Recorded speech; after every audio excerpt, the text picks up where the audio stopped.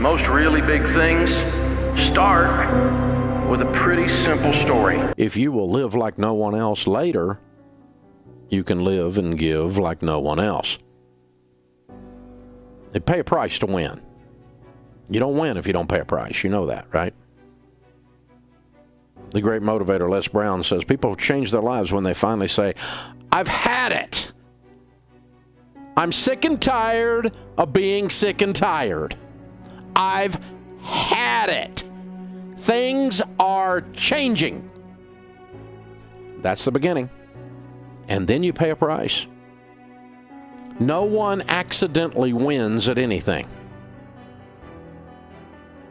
If you meet an old person who's been married for 53 years and you ask them how to be married, they always tell you, oh, son, you got to work at it. Sometimes she's not that lovable.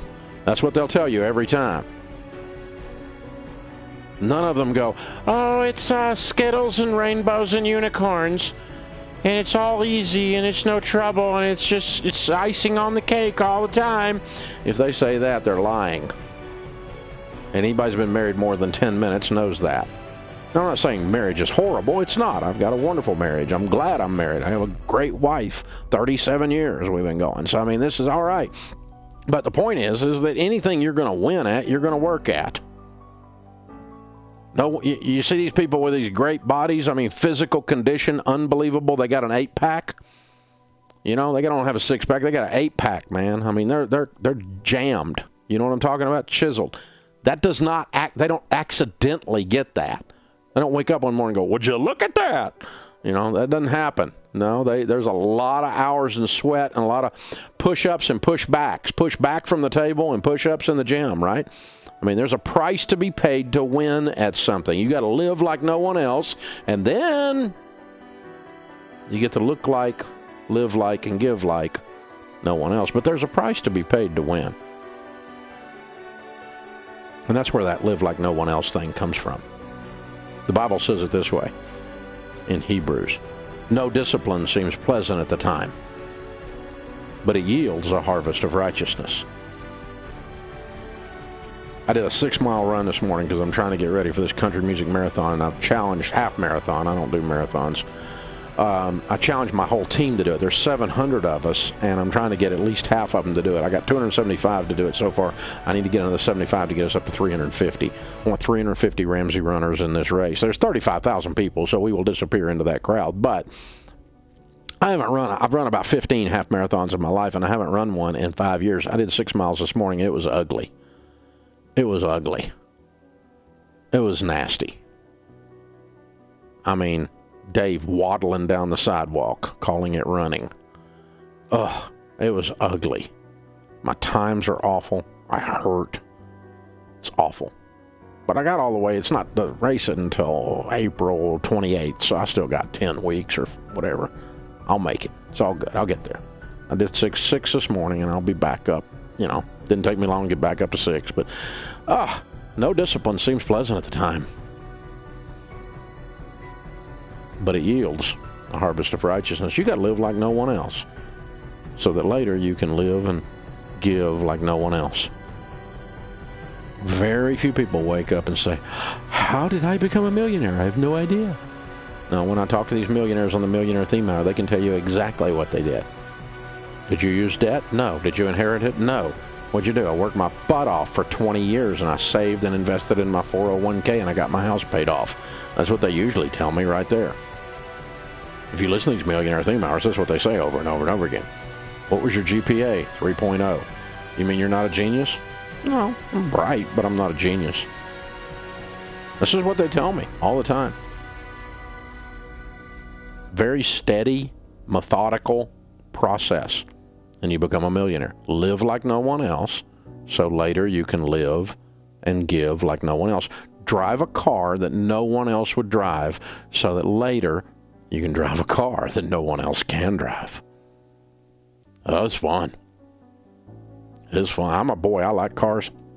I got me some cars. But I tell you what, when we were broke, you know what I drove? A guy loaned me a 1978 Cadillac with 478,000 actual miles on it, and the predominant color on this puppy was Bondo.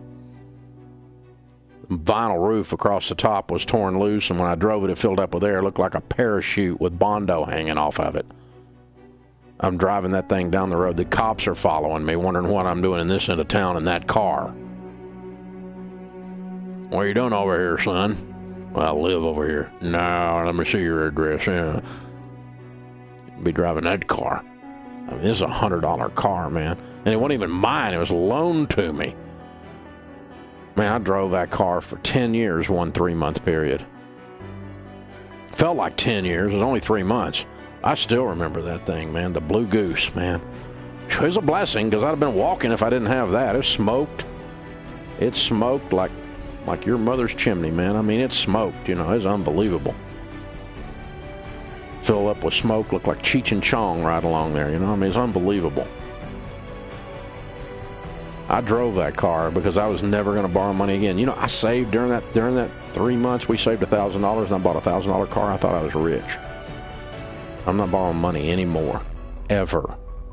I'm going to live like no one else, so later can live like no one else. I drove that $1,000 car for about a year. We bought a $3,000 car, cash. We drove it for about 4 months, and I totaled it, got $4,000 for it. Had saved a little bit of money and bought a $6,000 car. You know what I drive now? Anything I want. And if you don't like it, you can kiss my butt. I paid a price to get here.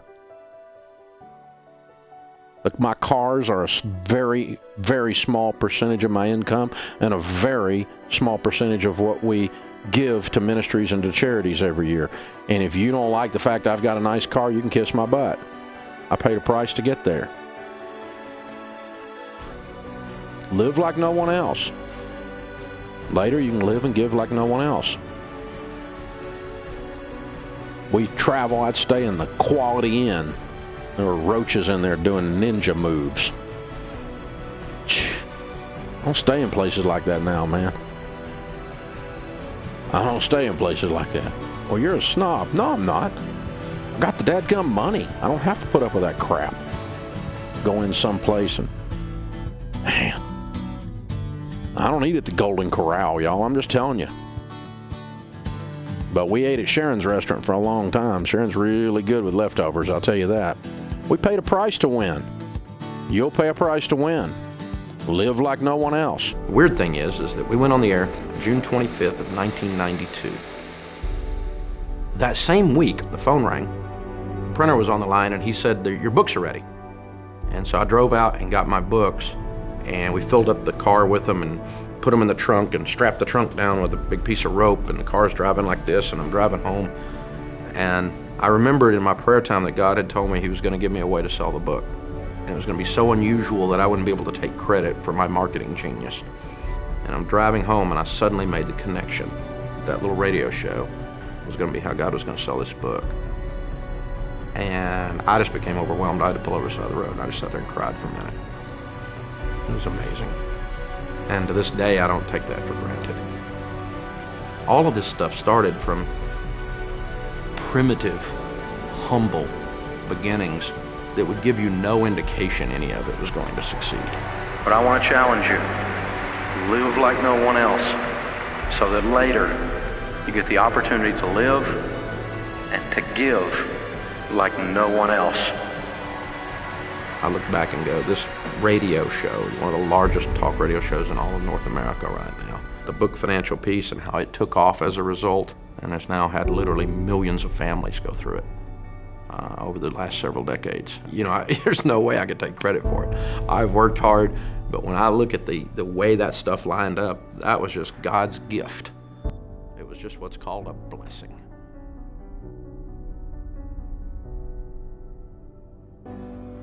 We're just regular people from Antioch, Tennessee. We're not anything super special. We just did the stuff I've been teaching you and tried to figure out what God's telling us to do and doing it on a regular basis. We're just Joe, every guy.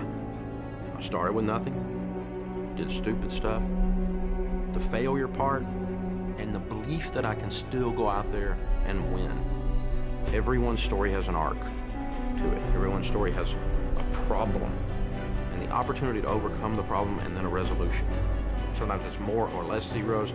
Sometimes, it's someone from a little different culture, or they started from a different mindset, a different family upbringing, but they still have that same story arc, and it's still a story arc of hope. And so we unashamedly use our story to help people, to make them believe that they can win.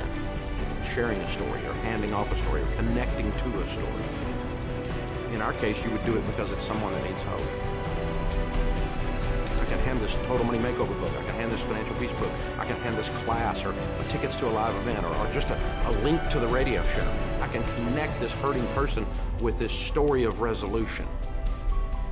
We're all intertwined that way. Because it turns out our story is always your story. They connect, and that connects to another one, and that connects to another one. And that's how this whole thing has happened. There's nothing about the story we would change. We would have changed it while we were in it. But looking back on it, there's nothing about the story we would change.